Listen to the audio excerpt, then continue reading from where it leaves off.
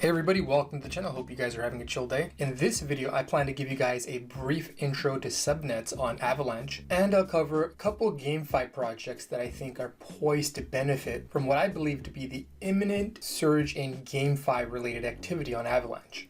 What I've noticed on my Twitter timeline is that when there's a lot of uncertainty in the market, there's a segment of crypto investors that retreat to blockchain-based games that, number one, earn them income, and or number two, that they enjoy playing. Given that most market participants are here to make money, the former is much more important than the latter. And because they're able to extract monetary value from the game, they're open to holding their investment and playing the game through a bear market. And if any sector has a chance of decoupling from Bitcoin, it's GameFi. Now, I don't believe a true decoupling is going to happen anytime soon, but I also don't expect us to go into a multi-year bear market. And just like the summer of 2021, where Axie bottomed and led the market ahead of Bitcoin, it's my personal opinion that we may be seeing something similar play out again. But this time, I think the epicenter of GameFi related activity is going to be Avalanche. And by watching this video in its entirety, you'll learn about some relatively low market cap projects that I think will benefit a lot, provided that my GameFi thesis on Avalanche plays out. And lastly, if you guys wanted the alpha before or ahead of me publishing a video, make sure to pause the video, give me a follow on Twitter, and sign up for my mostly free newsletter by clicking the Substack link in the description below and entering your email address. With the intro out of the way, let's go ahead and dive into this video.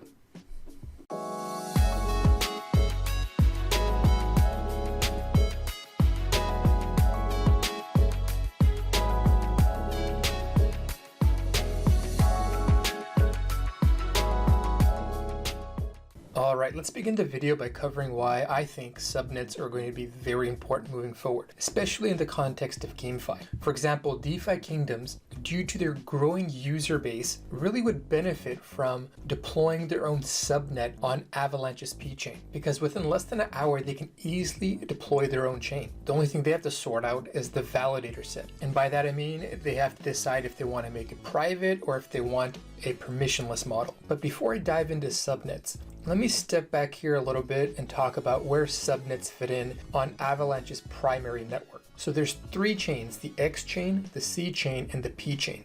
The X chain acts as a simple payments chain that's optimized for basic UTXO transfers, so basically sending value back and forth in AVAX. The C chain is the EVM smart contract platform that allows the creation of dApps, and that's what you use when you're using one of the DeFi protocols like Trader Joe. And then there's the P chain, which is responsible for the coordination of Avalanche validators, and it's the chain that's used to create and manage subnets. And the barrier to entry isn't that high. Currently, to run a subnet, all you need to do is serve as a validator on the P chain. And eventually they're going to host a governance vote that reduces the threshold requirement for setting up a validator. Now, with that broad overview out of the way, let's go ahead and dive into what subnets are. Now, this isn't intended to be very comprehensive, but what I've done is I've condensed all the important points that I found into this small presentation for you guys. If you guys wanted to do a deeper dive, I included a couple of videos I watched in preparation for this video. So subnets on Avalanche are basically a horizontal scaling solution. And what's unique about these subnets on Avalanche is that anybody can launch their own blockchain using any virtual machine out there, or even creating their own. And to deploy their subnet, they need two things. Number one, a virtual machine, basically application level logic. And secondly, they need a validator set. So in theory, if somebody wanted to, they could basically fork Solana and deploy Solana and all the dApps that are built on top of it in a subnet on Avalanche. What I think this is likely going to lead to is application specific subnet, because most developers are comfortable using the Ethereum virtual machine. It's likely to be used a lot more than the non-EVM based chains. And like I said earlier, you can go ahead and use any virtual machine, and you can basically set up your own validator set with its own parameters, and this makes the subnets highly customizable. And these subnets are basically their own silos, so any sort of bottleneck on another subnet or on the C chain will have zero impact on the performance.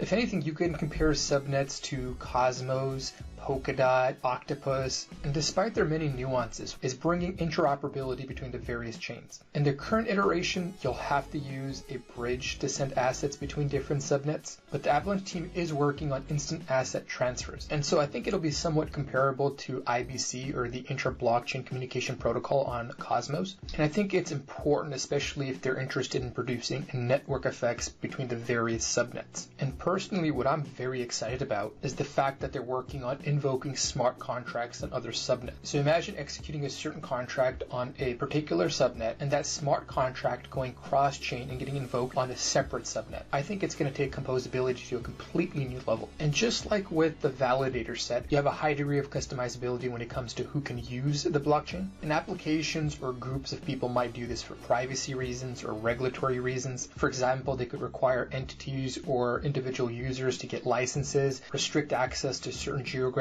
locations, or enforce KYC requirements. Now, with all of that being said, it's my personal bias that the first wave of applications launching their own subnet are going to be GameFi projects. I mean, you kind of already see this happening. You have Crypto Seals, who recently deployed their own subnet and is doing an alpha test. And DeFi Kingdoms has even hinted at launching their own subnet at some point. We know for sure that they're going to expand into Avalanche this quarter, but in terms of launching on their own subnet, we haven't really received a lot of clarity on that yet. And so if my thesis ends up being validated and we see a lot of these GameFi projects deploying their own subnets, the hype alone will encourage other GameFi projects and other chains to also deploy their own subnets, because from a marketing standpoint, they'll end up getting free exposure from all of the hype of just launching on their own subnet. And ultimately, I think that's going to result in a lot of capital flowing to Avalanche. And once it's there, I could see some of that capital rotating into GameFi projects that don't necessarily have their own subnet, but have their games launched on the Avalanche C chain. And so because I think this GameFi wave on Avalanche is coming, I've decided to sprinkle a little bit of money across a few projects. And in the subsequent segments of this video, you'll learn about the projects that I've invested in or I'm thinking about getting exposure to. All right, we're going to begin this video with Crabada. Now, this isn't intended to be a comprehensive review, so if you want to learn how to play the game, I suggest you guys watch other videos. I'm strictly looking at this from an investment standpoint. If you guys have been watching the market over the last couple of weeks, Avalanche was pretty well correlated to the other layer ones. Avalanche went down with the broader market, and compared to the other L1s, you didn't really see a deviation in terms of performance. But heading into February, Avalanche has clearly taken the lead here. And my guess is that you have a lot of people getting ready to plow capital into the subnets, and before you can get into the subnets, you got to go through the C chain. And aside from Crabada, we're also going to see other subnets, but as that capital makes its way to the C chain, I'm sure we're going to see DeFi tokens take off. Eventually that capital will go to the right of the risk curve into high beta risk plays. And so for that reason, I think Crabada, which is going to be launching on their own subnet, and also GameFi projects that don't necessarily have their own subnet, are going to attract a lot of capital that goes through the Avalanche ecosystem. Now, Crabada is often compared to Axie. They've basically taken the mechanics, identified the mistakes that Axie made early on, and reconciled them before releasing Crabada. Now, if you look through YouTube, you can see that people are making massive profits. And as a result, we've been seeing this growing interest in the game. And that's clearly reflected in the volume. If you look at the last 30 days, Crabada is ranked at number 9. And if you look in the last 24 hours, it's ranked as number 2. Initially, they attracted a lot of interest because of a popular strategy. Folks were basically getting purebred bulk crabs and using them to farm. And during that period, because of the game mechanics, these bulk crabs were basically able to farm unimpeded. And just to provide you guys with some context, when these crabs are mining, other players can come in, attack the team, and steal the loot for themselves. Bulk crabs, out of all the types of crabs you can purchase, were essentially rendered immune to these attacks. And so what that meant is that you could farm knowing that you would inevitably get all the loot that you farm. And when I say loot, I mean TUS, treasure under the sea. And that's basically the in-game currency for Crabada.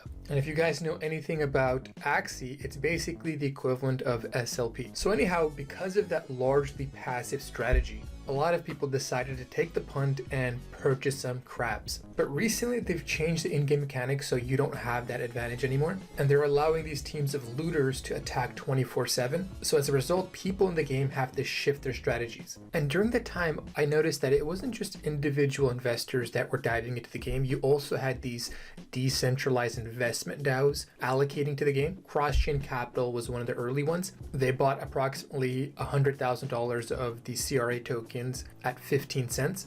And they even wrote this extensive Medium post outlining what their strategy is, what their game plan is. And if you guys are interested in playing the game, I'd recommend checking them out. If you buy their token CCC, you can also get access to their private Discord channels where they share some of their strategies. And the way they've designed their token, you could argue that buying the CC token is basically proxy exposure to their entire portfolio, because they do have exposure to other tokens like PTP. So I encourage you guys to take a look at that if you guys are interested in the alpha or getting proxy exposure through CCC. Another project looking to do something comparable is, and I'm probably going to butcher this, is Louverture. And they also wrote about their recent pivot to enter the Crabada game. And unlike the previous project, they haven't given a detailed description of what they plan to do moving forward. And to be honest with you guys, I haven't done a deep dive on them, but I did find it interesting that they were buying DeFi tokens and they were getting exposure to other assets on other chains. So it's another project that I'm watching, because as their community grows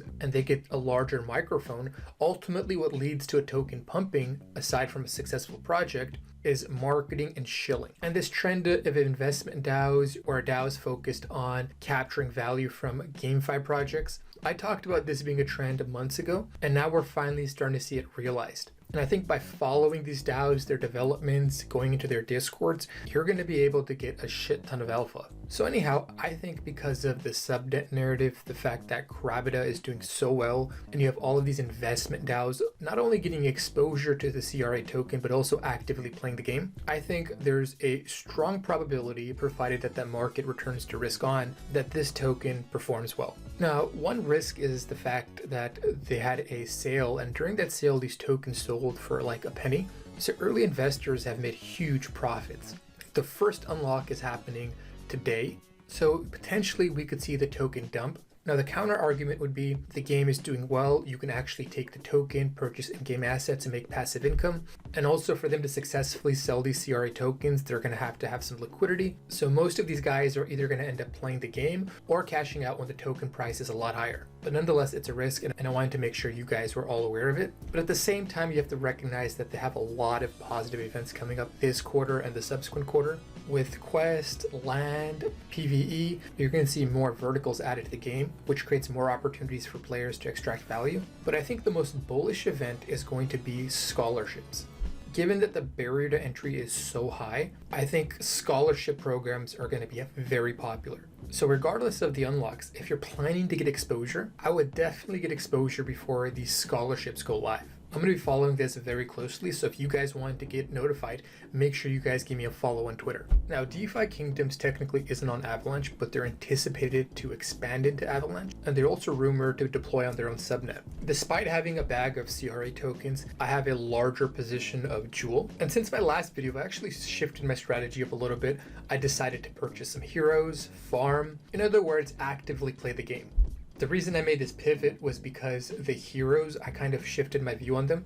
And the reason I did this was because I came to the realization that the heroes that you purchase could actually increase in value as you level them up. And also, if you're using them to quest, you can also make some passive income off. Now, it's not truly passive income, because you actually have to manually send the heroes to quest. But nonetheless, you have an asset that can appreciate in value, and as it's appreciating, it's also earning you additional income. And also, as we expand into Avalanche and they launch on their own subnet, we're going to be able to stake Jewel, and we're going to be given a crystal token. Eventually, they're going to open up some pools where you can earn yield on your crystal tokens by selling half of your crystal tokens for another assets and providing liquidity to a certain pool. And early on, most of that crystal that you farm is going to be locked. One way to unlock it is by mining. So what I'm doing in preparation for the expansion is building a team of miners, leveling them up. This way, by the time we expand into Avalanche, my heroes will be leveled up, and as a result, they'll be able to unlock more tokens. And so even though I started the video with Crabada, I think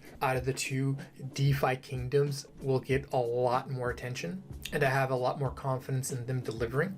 But in terms of token performance, I think there's a good possibility that CRA will outperform Jewel token. So I think it's definitely worth allocating to both. I mean, I remember when I started playing DeFi Kingdoms, Lumen was trading at like 15 cents. Fortunately, I was able to get it around 30 to 40 cents. But because people felt late to DeFi Kingdoms, many of them ended up investing in Lumen instead.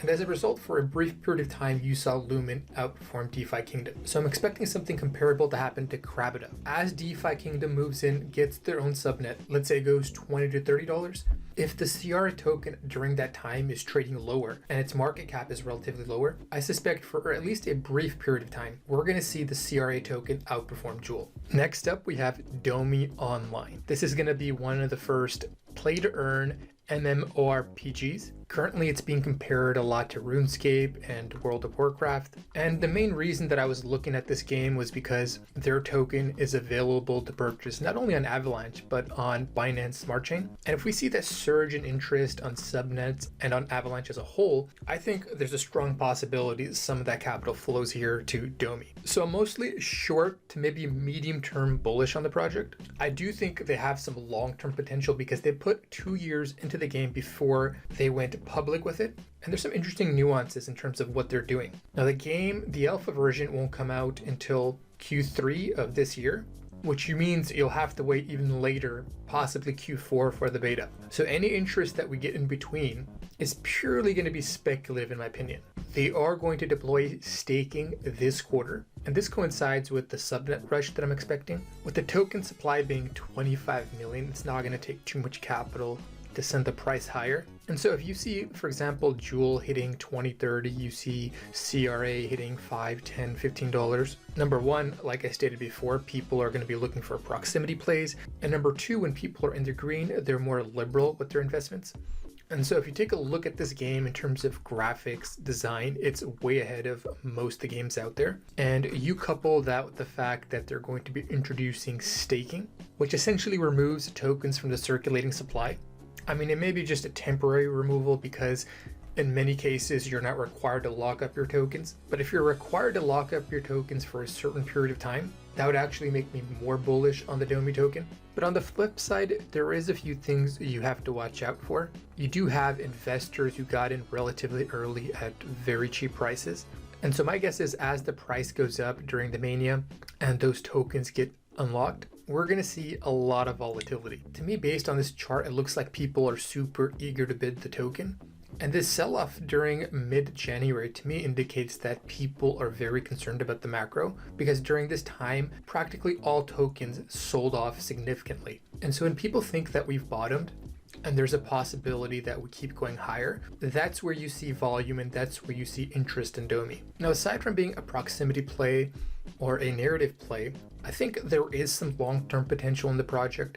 What I found unique was the fact that there's no level cap or skill cap, which encourages players to keep on playing. And they're going to have houses which come in different tiers where your characters are going to be able to sleep, regain mana and health, and you're going to be able to assemble guilds, partner up with other teams to face other teams. And unlike other games like World of Warcraft, you're going to have to be a little bit more careful because let's say you end up dying at the game, you could end up losing your items and stats. So for example, if you die at level 80, when you respawn, you might start at level 79. And lastly, if you look at the map, it's massive. So it's not like these other low quality play to earn games that are super monotonous and repetitive. You're going to have a lot of different places to explore. And because of the unique features I mentioned before, I think the replay value is going to be incredibly high. So hopefully if I play this right, the ideal outcome would be to get exposure to the Domi token and let the rest ride in the staking contract until the game is released. And it's part of my long-term thesis that a lot of these GameFi projects are essentially going to turn into their own metaverses at some point. And like I've stated in the past, what I want to do is I want to buy NFTs that have the potential to be productive assets. And I suspect that if I'm early in the game, I'm staking, I'm following their development, there's a higher probability I'll be able to get one of their housing structures or character NFTs for a relatively cheap price. And provided that the game takes off, I'll be able to make passive income off of those assets. Alright, the next game we're going to cover is Asgardian. Now, unlike Domi, they were a fair launch.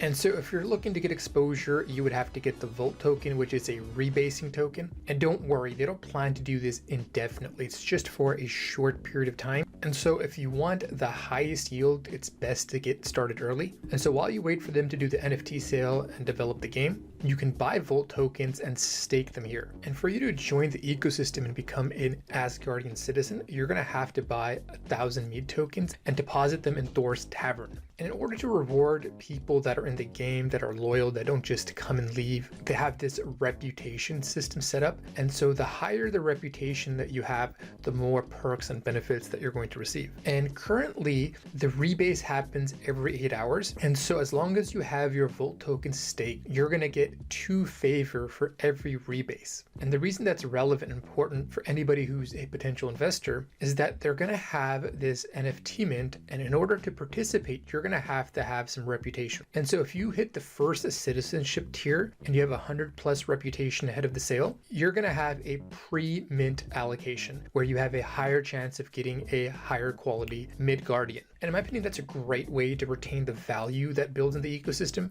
because there are people that are parasitic that just come in, extract value, and then dip. And so it's smart to put a hefty tax on them. On the other hand, the people that provide value, the people that help make the game successful long term, they shouldn't be penalized as much for taking some profits. And another way they penalize people for being transient participants, especially whales, anytime somebody sells the Volt token, they're going to accrue wrath. Now, the amount of wrath they accrue is also dependent on the price impact that they make when they sell their wrath token. So if you're a whale out there and you sell a bunch of wrath token, you're going to be hit a lot harder than a smaller player. And at some point, I would imagine that they're going to revise the sell tax rate, because I suspect early on, a lot of people aren't even going to look into the documentation. So there's a high probability that in a risk-on environment, you have people buying the Volt token and dumping it after they make some multiples. And so when someone makes 3 to 5x, they're not going to really care much about this sell tax rate. So even though I think the model has some potential in terms of capturing value and retaining it, it's definitely going to need more work, and it's going to be iterated on multiple times. Now, there was some FUD surrounding the project. One of the team members wasn't meeting the standards, so they decided to let him go. And before he was let go, he was offered $100,000 for his allocation. This was going to be done all OTC, but it took them dropping him off the team very personally, and he ended up just market dumping his Volt tokens. And since the incident, I think they added around $50,000 to the Volt pool, and this ended up locking their allocation in a time-vested smart contract. Given the project is a fair launch and the team seems to be acting in good faith, aside from just being a good proximity play, I think this project also has some long-term potential. And so by getting exposure now, you're basically making an early stage investment like a VC fund. Because we don't know too much about the team, aside from a few things that they've done already, it makes it even harder to make a long-term bet. But if my thesis plays out and we see a lot of activity on Avalanche and the subnets, regardless of how they deliver long-term, short-term, we could see a mania. So in my opinion, there's 2 ways to play it. Number 1, you can get exposure to the mead token and the Volt token. You need 1,000 mead to become an Asgardian. So aside from the speculative demand, you're also going to get some organic demand from people that actually want to participate in the NFT sale and play the game long term. And if you do end up buying, make sure you buy the version 2 and not the original version. And on top of that, you do have a reflex fee of 8%. And so when you do the trade, make sure you adjust the slippage to 10 to 20%. And by the way, the fact that it's a deflationary token, in my view, increases the odds of it pumping when we do get that mania. Now, the second option is simply getting $10 to $20 worth of exposure to the Volt token and staking it here in the Forge of Asgard. Because they want to give everybody equal footing, regardless if you have 1,000 Volt or you have just 1 Volt, every rebase you're going to get 2 favor. And so by just getting a very small amount of exposure, you can start accruing favor. This way, you can wait for the team to develop, you can get some more insights on the team, and once you gain more confidence in the project and the team, I'm sure in the future, you're going to need to have favor tokens accumulated to purchase in-game assets. And so when they have those sales in the future, you'll be in a better position to capitalize on those opportunities. Now, with that being said, I'm very confident that if we have this mania on Avalanche and the subnets, we're going to see a lot of different projects making a GameFi pivot. We're going to see newly launched projects come to market. And my guess is that they'll also get pretty good bids. But with these newly launched projects, I personally wouldn't buy them long term because there's a high probability that they're just jumping on top of the hype and trying to take advantage of it. Now, anytime I come across any of these games, typically the first place I post them is in my Discord channel. There's a lot of alpha and good resources that are posted in those public channels, but I also have a private channel. And so if you're interested in getting access to that private Discord channel, even if you sign up for the lowest tier I have for just $20 a month, in addition to getting access to the private Discord channel, you'll get a free subscription to the paid version of my newsletter. But if that's not enough and you guys want one-on-one dialogue with me, I do have some higher tiers for that. So if you think these services would provide you with any value, you guys can access this Patreon page by clicking the link in the description below. With that being said, I hope you enjoyed today's content. This is CryptoOneStop signing out. I'll talk to you folks next time.